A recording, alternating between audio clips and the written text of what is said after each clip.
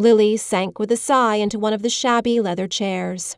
How delicious to have a place like this all to one's self. What a miserable thing it is to be a woman.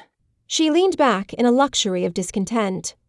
Selden was rummaging in a cupboard for the cake.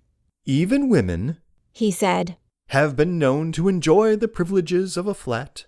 Oh, governesses. Or widows. But not girls. Not poor, miserable, marriageable girls. I even know a girl who lives in a flat. She sat up in surprise. You do? I do, he assured her, emerging from the cupboard with the sought-for cake. Oh, I know. You mean Gerty Farish. She smiled, a little unkindly. But I said marriageable. And besides, she has a horrid little place, and no maid, and such queer things to eat. Her cook does the washing, and the food tastes of soap. I should hate that, you know. You shouldn't dine with her on wash days, said Selden, cutting the cake. They both laughed, and he knelt by the table to light the lamp under the kettle, while she measured out the tea into a little teapot of green glaze. As he watched her hand, polished as a bit of old ivory, with its slender pink nails, and the sapphire bracelet slipping over her wrist, he was struck with the irony of suggesting to her such a life as his cousin Gertrude Farish had chosen. She was so evidently the victim of the civilization which had produced her, that the links of her bracelet seemed like manacles, chaining her to her fate. She seemed to read his thought. It was horrid of me to say that of Gerty, she said with charming compunction. I forgot she was your cousin. But we're so different, you know. She likes being good, and I like being happy. And besides, she is free and I am not. If I were, I dare say I could manage to be happy even in her flat. It must be pure bliss to arrange the furniture just as one likes, and give all the horrors to the ashman. If I could only do over my aunt's drawing room, I know I should be a better woman. Is it so very bad? He asked sympathetically.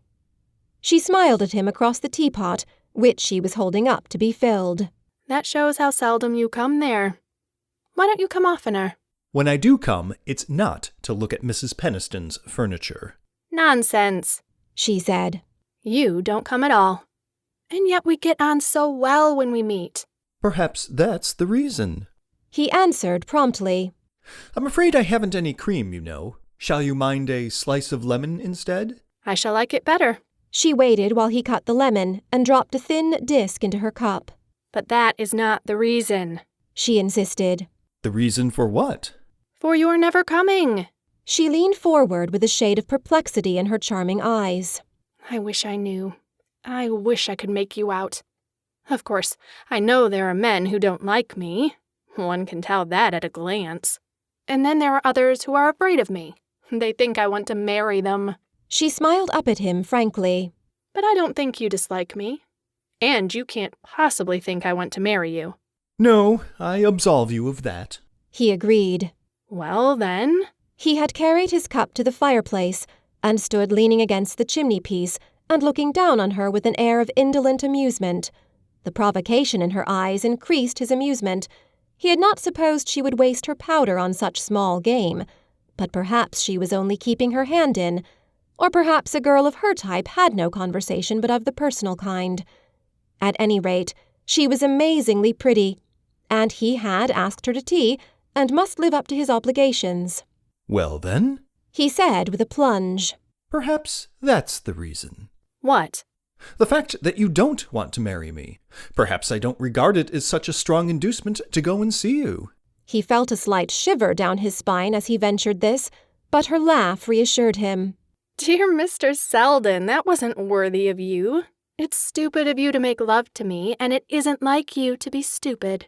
She leaned back, sipping her tea with an air so enchantingly judicial that if they had been in her aunt's drawing room, he might almost have tried to disprove her deduction. Don't you see, she continued, that there are men enough to say pleasant things to me, and that what I want is a friend who won't be afraid to say disagreeable ones when I need them?